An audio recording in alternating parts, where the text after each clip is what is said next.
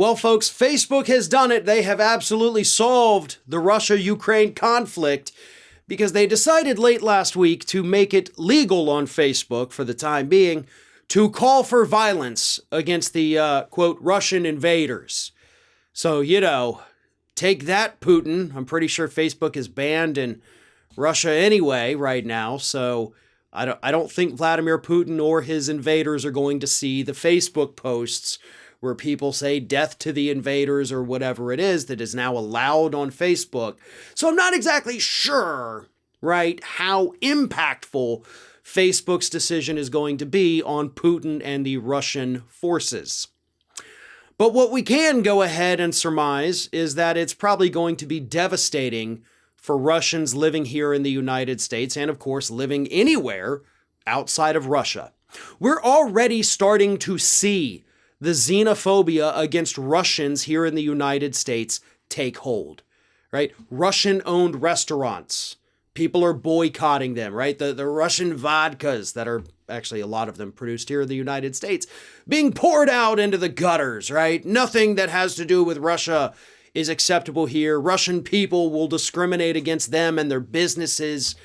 And now, of course, you can call for violence.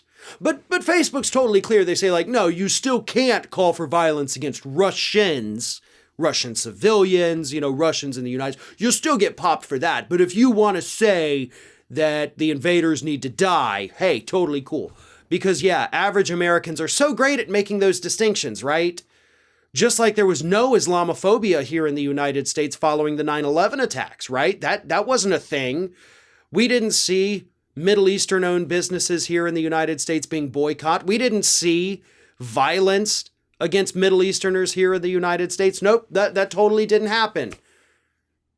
It did, by the way. And it'll happen against Russian immigrants here in the United States as well. It is already happening. Just like throughout COVID, when we saw hate crimes against Asians here in the United States go through the roof. Because, as a whole, Americans are very stupid. All of us, together, collectively, we're dumb. We're very dumb. We can't differentiate between a country and its authoritarian leader, right? We can't differentiate between a country doing something bad and people who do not live in that country. They're all the same. We lump them all in together because nationwide, as a collective, we are a very xenophobic country. We're a very bigoted country. I know we like to think that we're not. Individuals like to think that they are not. But what we're even seeing with Russians proves it. What we saw with Asians during the COVID crisis proves it. What we saw with people from the Middle East in the post-9/11 world proves it.